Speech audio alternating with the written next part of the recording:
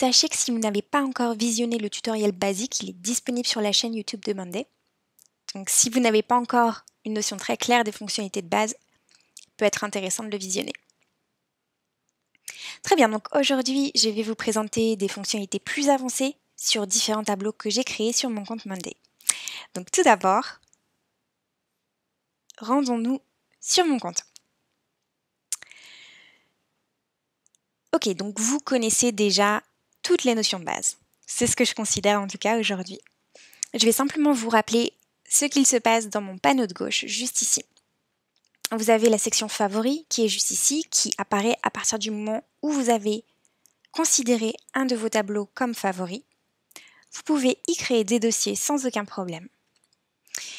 Et ici se trouvent vos espaces de travail. Vous pouvez en créer comme vous le souhaitez.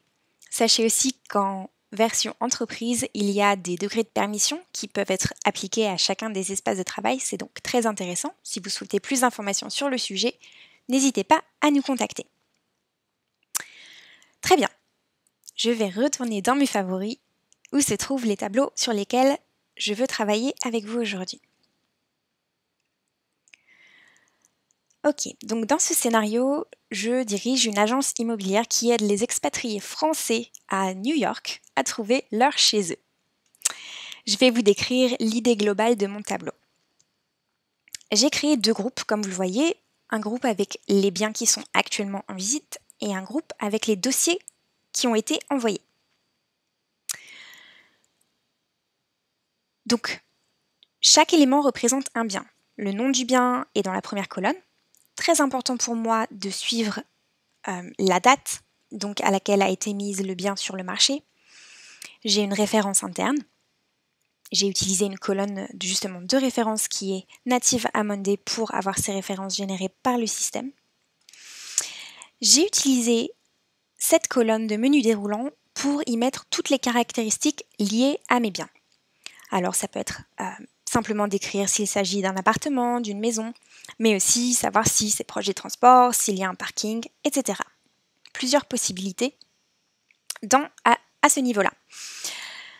Si vous ne l'avez pas utilisé encore, cette colonne de menu déroulant est assez intéressante. Vous pouvez y ajouter de nombreuses étiquettes en cliquant sur le petit plus. Si par exemple je me rends compte que ce bien a également une cave, je vais rajouter l'étiquette cave et c'est parti.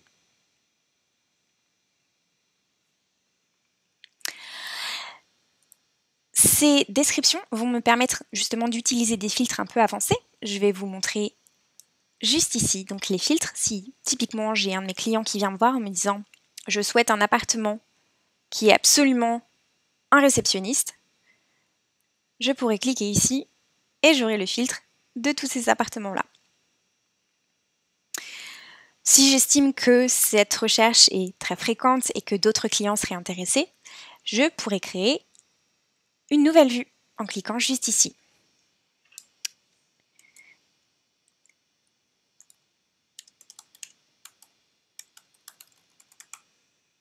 Et voilà. Je pourrais y revenir à tout moment.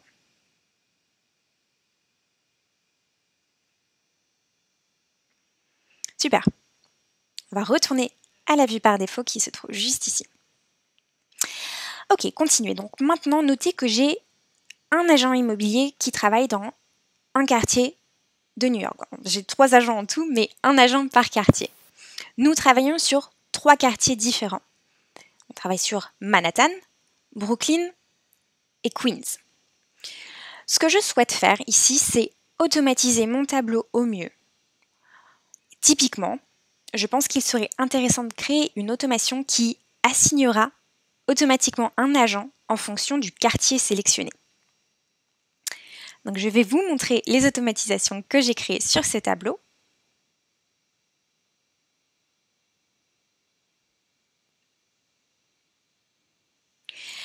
Et comme vous pouvez le voir juste ici, ces 3 automatisations font exactement ce job. Donc quand le quartier change pour Manhattan, ce sera Emily qui sera assignée. Si c'est Queens, ce sera Sarah. Et si c'est Brooklyn, ce sera moi.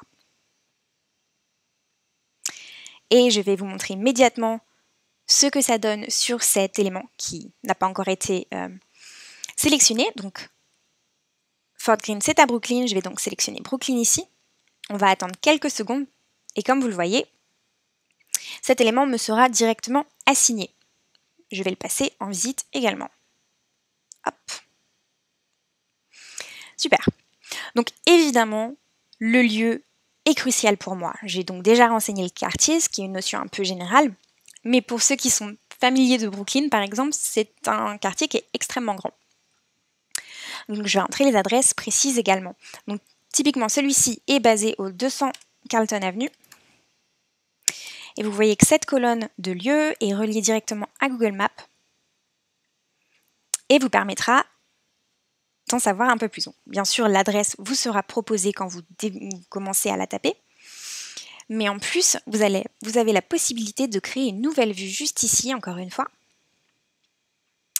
En allant dans Ajouter une vue, plus d'options d'affichage, vous aurez la possibilité de sélectionner la vue par carte.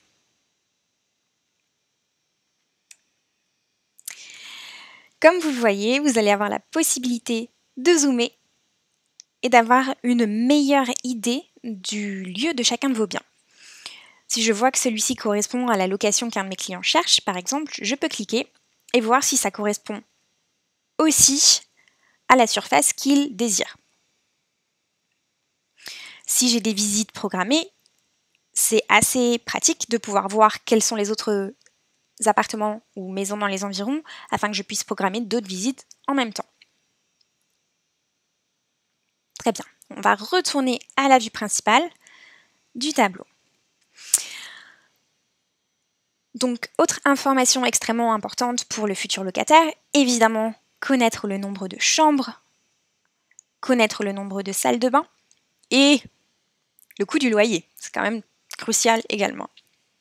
Donc, j'ai utilisé des colonnes de nombres pour entrer ces informations. C'est peut-être intéressant pour moi de voir typiquement quelle est la moyenne du loyer que je propose, plutôt que la somme.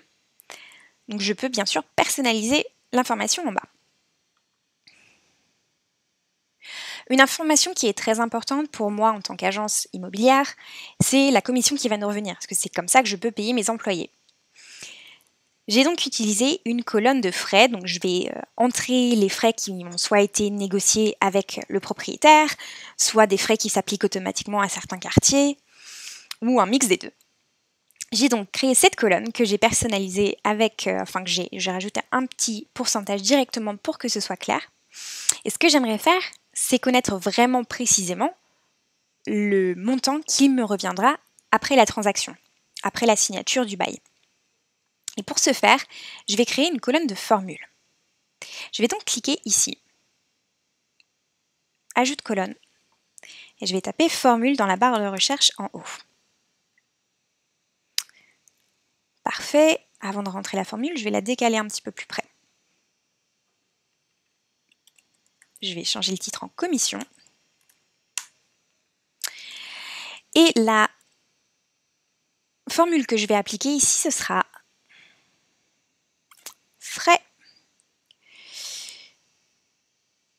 multiplié par, on va mettre entre parenthèses, loyer fois 12, ce qui correspond donc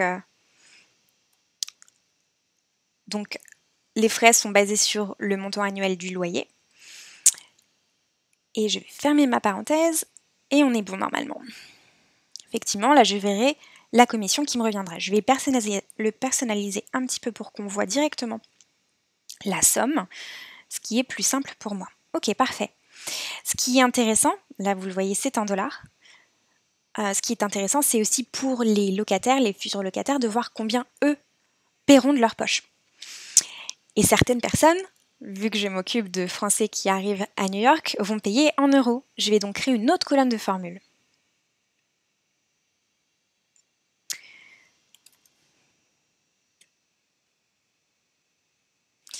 Je vais changer le nom de celle-ci en commission euros.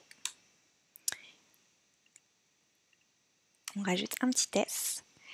Et la formule que j'appliquerai ici, ce sera donc commission. Et je crois que le cours du dollar est aux alentours de 0,85 par rapport à l'euro. Donc on va faire comme ça. Hop. Et donc là, on aura le prix en euros. Alors, bien sûr, le cours du dollar et de l'euro change tous les jours. Donc, il faudra mettre les choses à jour. Ici, je vais rajouter un petit euro. Je vais mettre l'euro, le signe euro à gauche. Et comme ça, je pourrai dire rapidement à mes clients quel est le montant de commission qu'ils devront payer. Ok, super. Donc, je vais aussi rajouter une colonne d'email qui nous servira un petit peu plus tard dans le cadre de mes automatisations. Ok, super. On y reviendra. Pour l'instant, j'aimerais vous parler d'une autre partie qui est extrêmement importante dans le cadre de mon activité. Ce sont les visites. Voilà, je dois présenter évidemment les biens à mes potentiels clients. Donc j'ai besoin de savoir plusieurs choses. J'ai besoin de savoir qui est intéressé, combien de personnes vont venir à une visite particulière.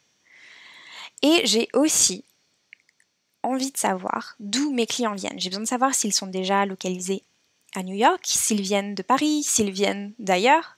J'ai besoin d'avoir cette information. Ça me permet aussi d'avoir une meilleure idée de ce qu'ils recherchent, de leur calendrier, etc. Donc je vais faire en sorte de recueillir cette information. Comment je vais faire? Alors déjà, voici le tableau qui va me permettre de recueillir cette information. J'ai besoin évidemment de savoir le nom des personnes. J'ai créé une colonne de statut qui me permet d'offrir différentes visites. J'aurais pu choisir un autre type de colonne, mais en l'occurrence, j'ai préféré le statut, vous allez voir pourquoi. Donc je vais avoir des visites sur cet appartement précis à Fort Greene les 3, les 4 et 5 octobre. Donc ces personnes pourront choisir la date qui leur convient le mieux. J'ai aussi plusieurs options pour l'heure. J'ai 10h, midi, 14h ou 16h. J'ai choisi un menu déroulant. C'était pas forcément peut-être le plus adéquat, mais en tout cas c'est une option. Et enfin, j'ai donc créé une colonne de texte pour entrer l'adresse précédente, ou en tout cas la ville, le pays d'où ils viennent. Maintenant, vous allez me dire, mais comment font-ils pour remplir cette information? Parce que, évidemment, tous mes potentiels locataires n'ont pas accès à mon compte Monday. Comment j'ai fait? J'ai créé une vue de formulaire, juste ici. Vous pouvez l'ajouter directement ici. La mienne existe déjà. Cette vue de formulaire, vous pouvez la personnaliser. Évidemment, vous pouvez changer le titre, les noms de chaque champ. Vous pouvez rendre certains champs obligatoires, vous pouvez en cacher d'autres. Vous pouvez changer la couleur de fond, etc. J'aime bien aussi, on va changer le message de confirmation. On va utiliser un merci à la place. Super, donc on va regarder un aperçu. Voilà, vous pouvez le voir. C'est un formulaire extrêmement simple, on va le tester d'ailleurs. Ensemble, je vais choisir le 3 octobre à midi. Et on va dire que je suis déjà basée à Brooklyn. Parfait. Je vais fermer cette fenêtre et retourner dans la vue par défaut. Comme vous pouvez le voir, un nouvel élément s'est créé. Juste ici, et j'aurai l'information directement. Donc c'est très pratique et je peux aussi avoir une vision un petit peu différente et un peu plus précise de ce qui va se passer sur mon calendrier. Comment? Je vais aller dans une nouvelle vue que j'ai déjà créée également mais qui est disponible juste ici, une vue de diagramme. Cette vue de diagramme, je l'ai organisée de telle sorte que je vais avoir les jours qui se présentent juste ici et je vais comprendre combien de personnes vont venir à quelle heure. Donc typiquement, 10h est en bleu, midi est en jaune, 14h est en violet. Donc je vais voir que 4 personnes vont venir à midi et une personne viendrait à 10h. Je sais donc que je pourrais organiser un autre rendez-vous ailleurs dans l'après-midi à 14h puisque je n'aurai personne dans l'après-midi. Et bien sûr, je peux faire la même chose sur les autres jours. Donc ça me permet d'avoir une vision plus précise de mon emploi du temps.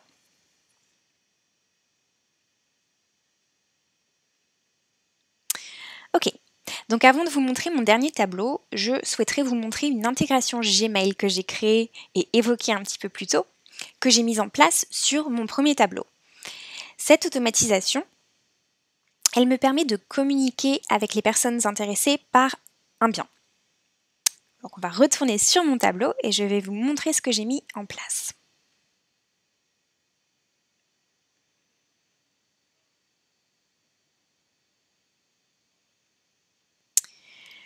Comme vous le voyez, cette automatisation me permet d'envoyer un email à chaque fois que le statut se transforme en dossier envoyé. Alors l'email qui sera envoyé est le suivant.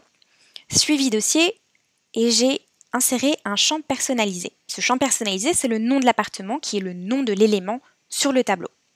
Bonjour, nous sommes ravis de constater votre intérêt pour le bien en question. Nous aimerions pouvoir étudier votre dossier et vous donner un retour au plus vite. Pour ce faire, merci de bien vouloir remplir ce formulaire. Vous allez me dire, mais de quel formulaire parle-t-on? Il s'agit d'un formulaire différent de celui que je viens de vous présenter. On va donc s'y rendre. Ce formulaire, où je le trouve? Eh bien, je vais le trouver juste ici. Ça, c'est le tableau sur lequel tous mes formulaires, toutes les réponses de mes formulaires vont arriver. Je vous laisse jeter un œil à ce formulaire. Ce formulaire me permet de recueillir l'information, donc référence du bien évidemment, le prénom et le nom de la personne intéressée et l'adresse email avec laquelle je pourrais communiquer avec eux. De même, je leur demande quelques pièces justificatives pour que je puisse leur donner un avis sur leur dossier. Moi, j'ai décidé de tout mettre dans la même catégorie, pièces justificatives, que ce soit la carte d'identité, les fiches de paie ou les impôts. Les personnes auront juste à cliquer ici, ajouter les informations. Vous auriez aussi très bien pu, j'aurais très bien pu créer 3 colonnes de fichiers différentes et dire simplement pièce d'identité, une autre avec fiche de paie, etc. On peut le faire également ici. On va dire donc appartement Font Green, Charlotte, Monday. Et là, on va mettre OK. Ah, on va rajouter un fichier, vous voyez, je l'ai mis en obligatoire. Il faut absolument le remplir.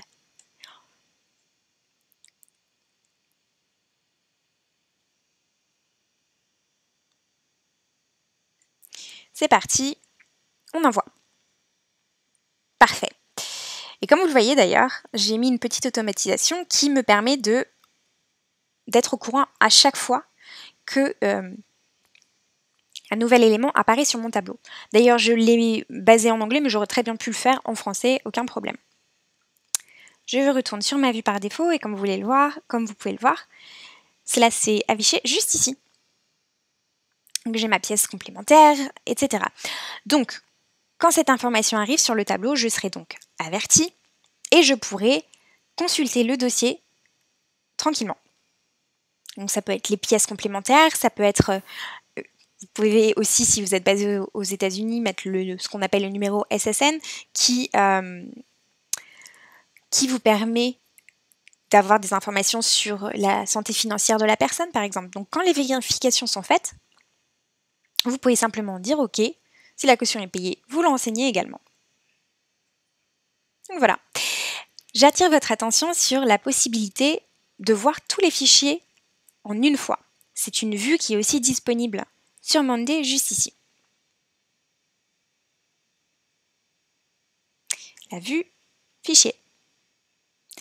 Donc cette vue, voilà, vous permettra de tout voir d'un coup. On va retourner sur notre vue par défaut. Ok, donc ce tableau, il est chouette, il me permet vraiment de recueillir l'information comme je le veux tout de suite. Donc ça, c'est très pratique. Par contre, je pense qu'il serait judicieux de récupérer de l'information qui vit sur un autre tableau, le premier tableau que l'on a. Typiquement l'adresse, les références, peut-être le loyer, des choses comme ça. Et pour ce faire, nous allons créer de nouvelles colonnes. Donc, je vais en ajouter une première qui s'appelle la colonne de lien entre éléments. Je vais pouvoir sélectionner un tableau à partir duquel cette colonne va pouvoir s'alimenter. En l'occurrence, ce sera location bien immobilier. Ajoutez également une colonne de lien sur les tableaux connectés. Vous n'êtes pas obligé de faire ça, mais vous pouvez le faire. Ça peut être intéressant pour pouvoir voyager entre les deux tableaux. Je vais le laisser cocher pour le coup. Alors avant de fermer, je vais aller rajouter des colonnes miroirs. Ces colonnes miroirs, ce sont les colonnes que je vais vouloir voir sur mon tableau. Comment je vais faire? Je vais simplement aller les sectionner ici. Donc je voudrais la référence. Je voudrais la date sur le marché, ça pourrait être intéressant. L'adresse et le loyer. Et la commission, juste au cas où. Parfait. Et là, je vais cliquer fait, done. Parfait. Donc vous voyez, ça m'a créé un nombre supplémentaire de colonnes qui, à l'heure qu'il est, elles sont encore vides car il va falloir que je les connecte à l'élément approprié. Pour ce faire, je vais cliquer directement ici. En l'occurrence, il s'agit de l'appartement situé à Fort Greene. Et je vais le trouver juste ici. Donc je clique et comme vous le voyez, ça remplira automatiquement l'information. Si je change de l'information juste ici, si par exemple le locataire négocie le loyer, je vais pouvoir le changer directement ici. Le changement sera reflété également sur l'autre board, l'autre tableau. Et donc ainsi de suite, je pourrai relier ces éléments en les sélectionnant juste ici. Vous comprenez le système. Ok. Donc ça, c'est très utile pour moi. J'aimerais aussi mettre en place une autre automatisation afin de m'assurer que rien ne m'échappe. En l'occurrence, je vois qu'il y a des dossiers en cours, des signatures planifiées, et je veux m'assurer que je n'oublie rien et que je sois vraiment au top du top. Pour ce faire, je vais me rendre dans mes automatisations. Et en l'occurrence, j'aimerais créer une automatisation récurrente qui me préviendra de manière régulière qu'un statut est toujours sur, par exemple, en cours. Donc celle-ci correspondrait bien. Donc quand le statut est en cours, notifier quelqu'un régulièrement. Donc là, je vais dire attention, dossier à faire avancer. Peut-être qu'on va utiliser une colonne de champ personnalisable pour que ce soit plus clair quand je recevrai ma notification. Parfait. Donc la personne, ce sera moi, parce que je suis la seule sur ce tableau. C'est que le tableau qui est dédié au logement de Brooklyn. Et je vais dire tous les jours, on va dire tous les 2 jours, à 9 h, très bien, quand j'arrive au bureau. Ajouter au tableau. Parfait, donc là, ça me permettra de recevoir une petite notification tous les 2 jours. Si j'estime que je dois aussi recevoir une notification quand le statut est sur signature planifiée, juste pour m'assurer que tout est bon, je peux aussi créer la même automation avec ce statut-là en particulier. Ok, donc maintenant, avant de vous laisser, j'aimerais discuter rapidement des tableaux de bord. Alors les tableaux de bord, qu'est-ce que c'est? Les tableaux de bord, c'est la fonctionnalité que Monday propose qui vous permet de créer des rapports, que ce soit pour vos équipes, pour la direction, ou tout simplement pour vous permettre de garder un œil sur vos dossiers et de voir toute l'information essentielle dans un seul et même endroit. Vous identifierez les dashboards avec cette petite icône. Alors, d'ailleurs, on appelle ça un tableau de bord en français. Donc voici le dashboard que j'ai créé pour mon agence immobilière. Alors, comme vous le voyez, j'ai besoin d'avoir une idée assez rapide du statut de chacun de mes dossiers, le statut en cours. J'aime bien savoir où se trouve le lieu. J'ai créé un petit widget pour m'assurer que je ne perds pas le nord et que je sache exactement sur quoi j'ai été mentionnée et m'assurer que je réponde à tous les messages que l'on m'envoie.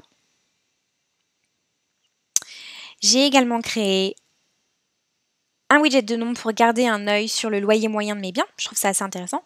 Cela dit, je peux aussi changer et le faire sur le montant médian, par exemple. Toujours intéressant de garder un œil sur le calendrier et s'assurer que tout est en place et tout avance comme il le faut. Et là, j'ai simplement remis mon tableau juste sur les dossiers envoyés pour garder un œil rapidement et avoir tout sous la main. Donc juste pour être clair, on appelle widget les éléments qui composent les tableaux de bord. Donc ça c'est un widget, ça c'est un autre widget, etc. Donc ces widgets vous permettent vraiment de traiter les informations et les données de manière différente en fonction de vos besoins. Donc on vous en propose des dizaines qui sont disponibles juste ici quand vous cliquez modifier, ajouter un widget, plus. Vous en avez beaucoup. D'ailleurs, je vais en profiter pour en ajouter quelques-uns. Je vais ajouter un autre widget de nombres, de chiffres peut-être, qui est juste là.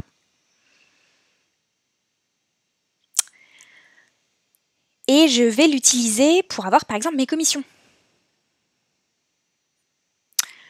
Très bien, oui, on va mettre la somme et on va mettre donc celle-ci, c'est en dollars. Parfait. Ce qui pourrait être intéressant, typiquement, c'est d'appliquer un filtre. Alors, je vais simplement l'agrandir, d'ajouter un filtre juste ici. Alors, c'est pas ce tableau-là, hop.